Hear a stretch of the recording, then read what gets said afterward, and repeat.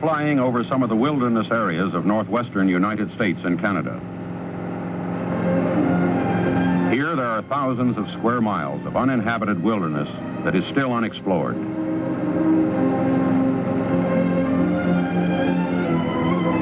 It is in these vast unexplored wilderness areas of North America that a 9-foot-tall, human-like creature is reported to live.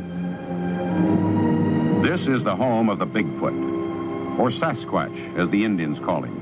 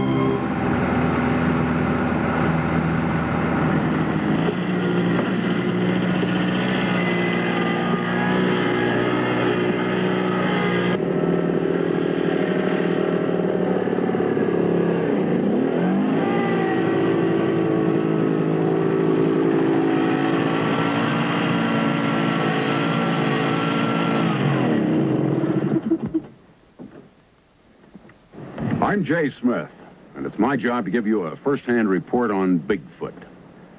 I've been here in this camp for several days. We're told it's Bigfoot country. From this camp, a vast wilderness area is now being searched for the Bigfoot. This is Ron Olson. Ron's from Springfield, Oregon, and he heads up expeditions looking for the Bigfoot. Ron, tell me, just what is a Bigfoot? Excuse me a minute. Craig, hold that thing up a minute.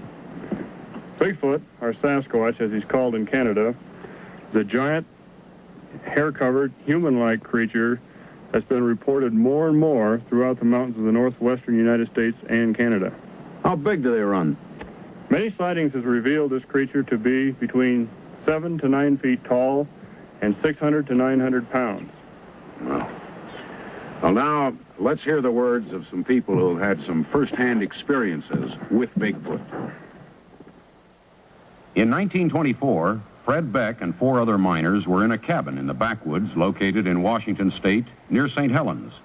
There were 4 or 5 creatures who approached the cabin during the night and proceeded to harass the miners by throwing rocks and pounding on the walls and doors of the cabin. No, they was big shoulders and small hips and hairy. And they was, I'd call them a black turned brown by the sun, outside hair. That's what I would call them to be. And muscular. And they looked like they was about 8, 9 foot tall. I no way to tell. Another miner and prospector, Albert Ostman, in 1924 was camped near Toba Inlet in British Columbia. While asleep in a sleeping bag, he was picked up and packed several miles. Daylight found him in a small valley encircled by cliffs. This was home for a family of these creatures. He was able to escape after 6 days by getting them sick on a box of snuff. Now let's listen to Mr. Ostman's experience. Well, there was 4 of them, and none of them look alike.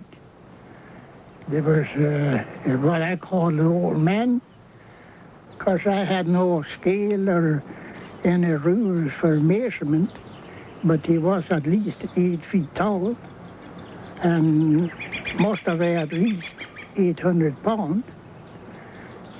But what I call the old lady, she couldn't have been over about 600-700 pounds. She was probably 7 feet tall, and they were all covered with hair. By 1956, there had been several such reported sightings, which had been reported in small local newspapers. Mr. John Green, publisher of a newspaper at Harrison Hot Springs, British Columbia, began investigating some of these sightings. Here is John Green to report on a sighting he investigated in 1957. When I first came here in about 1957, it was still pretty well open. But all this has grown up since then. Now, what happened at that time was that Mrs. George Chapman, who lived in a house down by the river behind me here, she was in the house and her children were outside. One of them came in and told her that there was a cow coming out of the woods. So she looked out and she saw this man-like thing, but about 8 feet tall and completely covered with hair like a bear. And she knew it to be a Sasquatch. This was, quite a well-known thing to the Indian people. And she was frightened, so she took the children, ran down to the river, and then through the graveyard, which is right behind me here, and came out just about here onto the track, and then ran on down to Ruby Creek. Now, she'd really only had one quick look at the thing, so it wouldn't be that convincing a story, except that a lot of people immediately went back there and saw these enormous tracks. Mr. Tifting, of course, was one of them, and can describe just what the tracks were like and what they did. Well, he came through the bush into the shed, or the lean-to of the house, and there was a barrel of dried fish or smoked salmon, rather. And he broke the barrel, and there was some fish eaten there and thrown around. And then he went down the river bank and apparently took a drink and then come back up on the other side of the house, through the garden patch and up to CPR fence and stepped with 1 foot on that side of the fence and 1 foot on this side of the fence. I can walk right over it. And the footprints was about 18 inches, like. And then he went across there and over to the next fence there and went right up the hillside. And that's as far as we could follow it. As John Green and others began to seriously investigate reported sightings, they found that many aspects of the sightings were the same. One of the first detailed drawings of a Sasquatch was made by Mrs. Myrtle Walton of British Columbia. Her father, William Rowe, had the unique experience of being able to watch a Sasquatch at close range. Mrs. Walton now tells us how it came about. My dad come and asked me to draw a picture of this animal or human for him. He called it a Sasquatch, so he could send it to this John Green, and I drawed the picture for him, and just exactly the way he told me he wanted it drawn. There was a few things he changed on it, like he made the arms a lot heavier, and the head was different, and the breast was different, and the back part was different. So between the two of us, we patched it all up, and we sent it to John Green. As the interested investigators became better known, there were more and more sightings and evidences being submitted to them. Mr. Richard Grover, another investigator, reports on a sighting in a residential area just outside of Tacoma, Washington. This is the site of the Fife Heights incident. One morning, approximately 4 o'clock, Dick Hancock and his friend came along this road, stopping the car right here when they saw a huge creature behind that sign over there. It was so tall, its head was above the street sign. The creature took approximately 3 steps, crossing the road. It was blinded by the headlights, and it almost bumped into this sign. As it sidestepped, it caught this sign before it went down over the hill. This is the sign that the creature struck, and it bent it like this, leaving these indentations or scratch marks. It has been estimated by experts that it took 500 foot-pounds to bend this material. A few years after Mrs. Walton made the sketch for her father, she and her husband had a personal experience with a Bigfoot. This is what they report. Well, I think my wife and I have heard the Sasquatch. There's a swamp fairly close to the house here where we can walk out of an evening, and quite often we go down to watch moose. And one night we were down there, and there wasn't any moose around, which was strange because in the summer every night there's moose in the swamp. And it was just before dusk when across the swamp we heard this screaming cry. There were 3 cries, screams, or horrible screams, or whatever there was. One after the other, there was silence between, and everything was just dead quiet afterwards. Just made the hair crawl on the back of your neck. We didn't see anything, but I've heard every animal that lives in the locality at different times, and it wasn't any of those. And if I was asked to describe the sound, I'd say it was a kind of a screaming cry, and it seemed to have anguish in it. Anguish was the thing that stuck with me. Here is an approximation to the sound that they reported hearing that evening.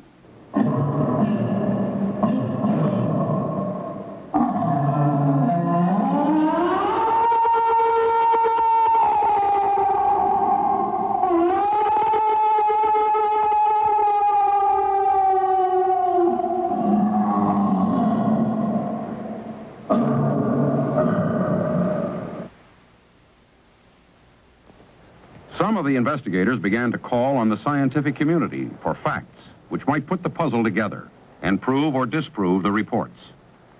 Here is Dr. Charles Guiguet, curator of mammals at the Provincial Museum in Victoria, British Columbia, who reflects the dilemma in which he and his companions found themselves.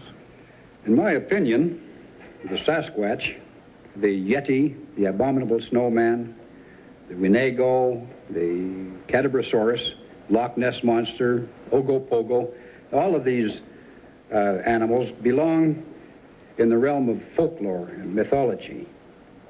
And my reason for saying this is simply that there is no concrete proof, evidence, that any of these creatures ever existed on the face of this planet. No one has ever produced a specimen, complete or incomplete, to prove that any of these animals have ever lived. The scientists were asking for physical evidence to support the stories of the reported creature. In 1958, Gerald Crew was building a new road in a wilderness area in Northern California. For several mornings in a row, he noted there were huge, human-like footprints around his bulldozer. He obtained some plaster of Paris and made casts of them. Here now was physical evidence of something that made tracks. Some scientists say they are made by a prankster. Here is another investigator, René Dahinden. No scientist ever came out in the bush to look at the footprints which we found. No scientists ever studied these tracks. They're sitting there saying they're faked without ever having seen a footprints in the area where we found them. No technical evaluation was ever made. In my opinion, after having seen 3,000 footprints myself of 6 different sizes, I came to the conclusion this tracks to be made by a living foot, a creature with a foot like this, a Sasquatch, rather than a man with artificial feet. The task of the investigator has not been an easy one. On one hand, he is greeted by individuals who just saw Bigfoot and believes it. On the other, he is met with cries of derision and fakery. There is beginning to be a new line of thinking from the scientific community on this subject. Here is Dr. Grover Krantz, physical anthropologist at Washington State University, which explains his view. As a physical anthropologist, I've decided that these creatures do, in all likelihood, exist. The evidence of the footprints is what I find the most convincing. This is an example of one footprint. This is a plaster cast, which shows a crippled individual. The foot was twisted, and 2 bulges appear, calloused structures on the outside edge of the foot, and correspond to gaps in the bones, which I've reconstructed here. If this was faked, the person doing it had to be an absolute expert in human anatomy. Perhaps the most startling and far-reaching event in the recent history of Bigfoot hunting happened to a long-time investigator by the name of Roger Patterson. In October of 1967, he and a friend were in the Bluff Creek area of Northern California to investigate a reported sighting of 2 creatures. Suddenly, his horse shied as a large creature stood erect from behind a log where it had been drinking from the creek. Patterson grabbed a 16mm camera from the saddlebag and jumped from the back of the rearing horse, to take the following pictures. Let's hear in Patterson's words exactly what happened that day. As it walked across the sandbar, I was able to get some fairly good footage of it. It turned a couple of times and looked at us, and as it turned, it seemed to give me the impression that it didn't want anything to do with us. It didn't run, it didn't act scared, but yet it acted leery of us. Patterson thought that he had proved once and for all that the creatures existed, but he found that even the film was in question. As a result, the footage was submitted to experts in various fields. Among them was Janis Prohaska. Active in the motion picture industry since 1939 as an impersonator of animals of the ape family, Mr. Prohaska was convinced that Roger Patterson had filmed a living, wild creature. The movement is the only thing what throwed me a little bad, because he moved a little bit more like a man than an animal. Because you could see all the muscles on the body and the whole movement. It didn't move like a costume at all. And the size of it was enormous big size, so I don't know if they find a big man like that. Mr. Prohaska, you mentioned that the creature did not move, as if it were a costume. Do you think it would be possible to create such a costume? That would be a difficult... I don't think so. Because that costume, if this would be a costume, that would have taken such a long time to put the hair. You should put the hair by glue them on. That would take about 10 hours, the whole makeup job. And it looked to me very, very real. I'm doing this since 1939, and if that was a costume, that was the best I have ever seen. Ron Olson of the North American Wildlife Research Association has studied the Patterson footage as much as anyone. Ron, what did you see in this footage? Well, this footage proved to me that these creatures are real and that they do exist. Now, how tall would you estimate that one to be? This creature was estimated by scientific methods to be about 7.5 to 8 feet tall. He was taking a stride of about 47 inches to 65. After he became spooked or more scared, he stretched to 65. Now, how does the length of that stride compare to, well, let's say the average stride of a man? Well, the average stride of a man is about, maximum stride of a man would be about 3 feet. Now, that arm appears to be proportionately longer than, say, a human arm. Have there been any estimates worked out on that? Yes, there has. The arm is, and always has been in all sightings, in all cases, definitely longer than a human's. Here the creature shows large pendulous breasts. The indication here, of course, is that it is a female creature.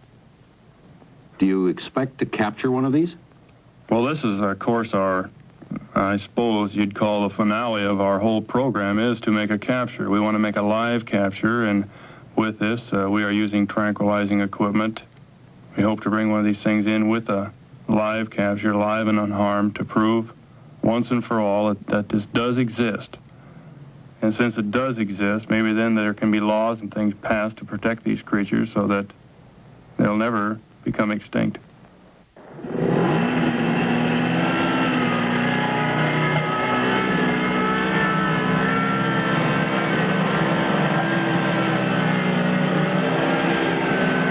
What drives men like these to leave their homes and live weeks at a time in a camp to search for a creature that most people don't believe exists? There is an inner drive in all men that flares only a few times in their lives. This kind of drive in men discovered America, explored the North Pole, and finally sent man to the moon.